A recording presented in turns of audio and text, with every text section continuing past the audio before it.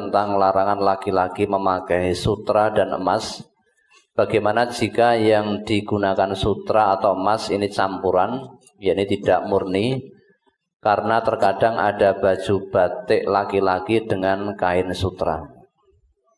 An Abi Musa anna Nabiyya sallallahu alaihi wasallam qala ukhillal ladzi ukhilla dzahabu wal hariru lil inasi min umati wa khurima min dzukuriha.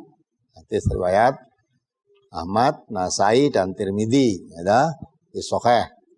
Dari Abu Musa bahwa Nabi SAW bersabda, dihalalkan emas dan sutra bagi perempuan-perempuan dari umatku. Jadi perempuan-perempuan umat Islam itu halal memakai sutra dan emas. Dan diharamkannya atas laki-laki dari umatku. Laki-laki haram. Hadis riwayat Ahmad, Nasai, Tirmidzi dan Tirmidzi mengesahkannya. Ya, jadi itu hadis ini. Jadi kalau orang perempuan pakai sutra, pakai emas halal. Tapi kalau laki-laki memakai sutra, memakai emas haram dari umat Nabi.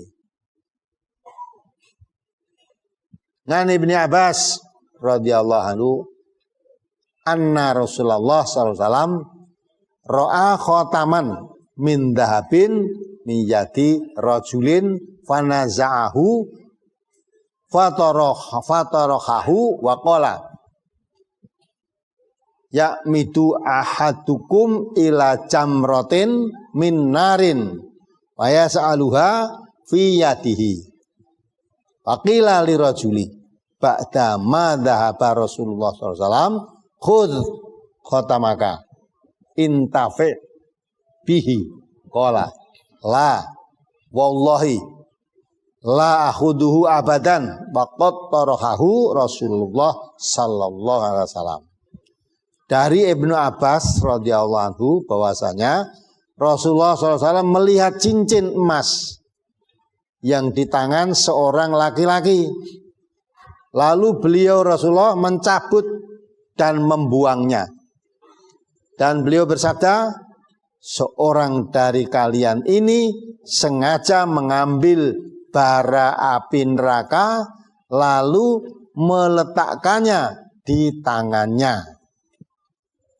Setelah Rasulullah SAW pergi, lalu dikatakan kepada orang laki-laki tersebut, ambillah cincinmu itu dan manfaatkanlah dia.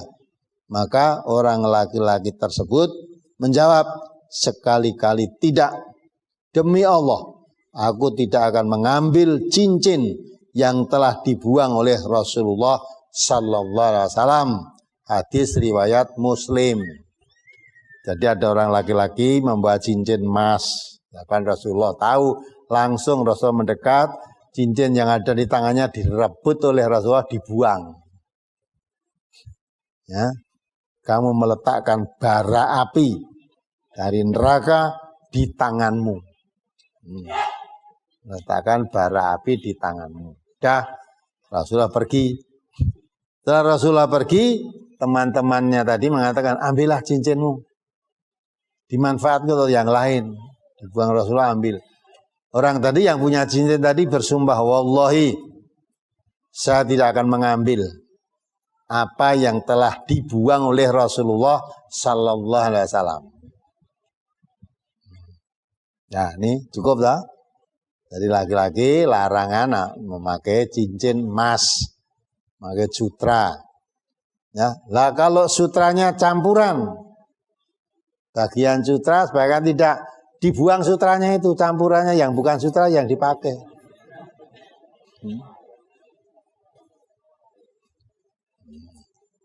Ada yang mengatakan hadis-hadis ini derajatnya hukumnya sampai makruh. Ada yang mengatakan. Karena dalam Al-Quran ada, coba dibaca surat Al-A'raf 32 itu. Surat Al-A'raf 107 ayat 32. Qul man harrama zinatallahi allati akhraja li'ibadihi wat-thayyibati minar rizq. Qul hiya lilladzina amanu fil hayatid dunya khalisatan yaumal qiyamah. Kadzalika nufassilul ayati liqaumin ya'lamun.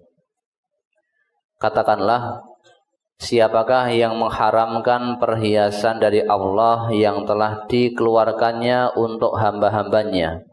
Dan siapa pulakah yang mengharamkan rezeki yang baik?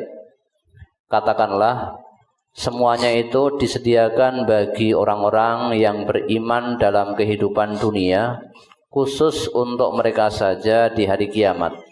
Demikianlah kami menjelaskan ayat-ayat itu bagi orang-orang yang mengetahui. Ya. Dari ayat ini ada yang memahami hadis yang dikatakan Rasulullah haram tadi tingkatannya sampai makruh aja, karena Allah mengatakan Qul man harama zinatallahi allati akhraja li ibadihi wat thayyibati minar rizq. Qul hiya lil ladzina amanu fil hayati dunya khalisatan yaumal qiyamah. Kadzalika nufasilul ayati liqaumin ya'lamun. Katakan Muhammad, siapa yang mengharamkan perhiasan dari Allah yang telah dikeluarkannya untuk hamba-hambanya, dan siapa pula yang mengharamkan ya bagi mereka yang baik-baik tentang makanan, ya, katakanlah semuanya itu disediakan bagi orang-orang yang beriman dalam kehidupan di dunia, khusus untuk orang-orang yang beriman saja di akhirat nanti. Ya, demikianlah kita menjelaskan ayat-ayat itu bagi orang-orang yang mengetahui. Ya, Nabi kita dulu katakan, siapa yang mengharamkan perhiasan yang sudah dikeluarkan oleh Allah untuk hamba-hambanya? Siapa yang mengharamkan makanan yang baik-baik, yang diharamkan, yang dihalalkan oleh Allah? Semua itu diciptakan oleh Allah untuk orang yang beriman di dunia ini. Padahal kalau di dunia ini orang kafir pun bisa memakai, emas bisa memakai, malah lebih banyak kan ya. Makanan yang dihalalkan dimakan orang yang beriman juga bisa dimakan orang kafir. Maka ditambah pada ayat itu khalisatan yaumal qiyamah. Kalau di dunia ini orang, walaupun Allah ciptakan untuk orang yang beriman, orang kafir pun bisa pakai, tapi khusus di akhirat besok. Perhiasan itu khusus bagi orang-orang yang beriman. Orang kafir tidak akan bisa memakai. Jadi kalau di dunia ini perhiasan itu diciptakan oleh Allah untuk orang-orang yang beriman, ning orang kafir dia bisa pakai. Kalau di akhirat khusus untuk orang-orang yang beriman, orang kafir nggak bisa pakai. Orang kafir tempatnya di neraka, tidak mungkin memakai perhiasan. Nah, maka khalisatan yaumal qiyamah, khusus di hari kiamat nanti yang memakai orang yang beriman saja. Nah, dari ini maka ada yang mengatakan emas dipakai laki-laki juga boleh. Katanya makruh, hanya sebaiknya tidak usah memakai emas. Sutra sebaiknya laki-laki ya pakai sutra. Ya. Karena memang semua yang diciptakan oleh Allah itu untuk orang-orang yang beriman. Apalagi khusus di akhirat. Coba ayatnya dibaca. Wa khalaqalakum ma fil ardi jami'an. Surat Al-Baqarah itu. Surat Al-Baqarah ayat 29. Ya. Huwallazi khalaqalakum ma fil ardi jami'an tsumma stawa ilas samaa'i fasawwahunna sab'a samawat wa huwa bikulli syai'in alim. Dialah Allah yang menjadikan segala yang ada di bumi untuk kamu, dan Dia berkehendak menuju langit, lalu dijadikannya 7 langit, dan Dia maha mengetahui segala sesuatu. Jadi Allah ciptakan segala sesuatu yang ada di bumi ini untuk manusia. Ya dah? Maka siapa yang mengharamkan perhiasan yang sudah dikeluarkan oleh Allah dan makanan yang baik-baik ya dihalalkan oleh Allah. Orang-orang kafir pun boleh bisa memakai itu. Tapi khusus di hari kiamat nanti hanya orang-orang yang beriman. Coba kembali surat Al-A'raf tadi, ayat 32 tadi. Di situ ada notnya dibaca. Yang dimaksud khusus di hari kiamat, maksudnya perhiasan-perhiasan dari Allah dan makanan yang baik itu dapat dinikmati di dunia ini oleh orang-orang yang beriman dan orang-orang yang tidak beriman. Sedang di akhirat nanti adalah semata-mata untuk orang-orang yang beriman saja. Ya kan? Kalau orang tidak beriman bisa menikmati perhiasan yang diciptakan oleh Allah di dunia ini, bisa menikmati. Tidak hanya orang yang beriman saja, orang yang beriman bisa juga. Orang kafir bisa juga, tetapi khusus di akhirat besok yang bisa menikmati hanya orang-orang yang beriman. Maka dari itulah ada pendapat laki-laki pakai emas boleh, tapi hanya tingkatannya sampai makruh aja. Kalau larangannya itu monggo terserah. Mau menganggap itu makruh ya silahkan. Kalau menganggap itu haram karena Nabi tadi mengatakan orang pakai cincin dibuang oleh Nabi, ini kamu melepaskan api dari neraka di tanganmu, maka dibuang oleh Nabi.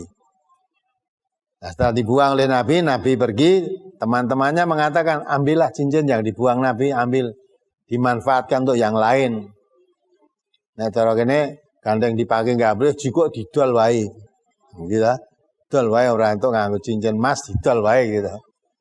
Nah, yang punya cincin tadi, enggak, karena itu dibuang Rasulullah, saya tidak akan ambil selama-lamanya. Nah, ini kancane, ya wes nek ra tak jigo nah gitu. Tak jigo tak openane gitu lah.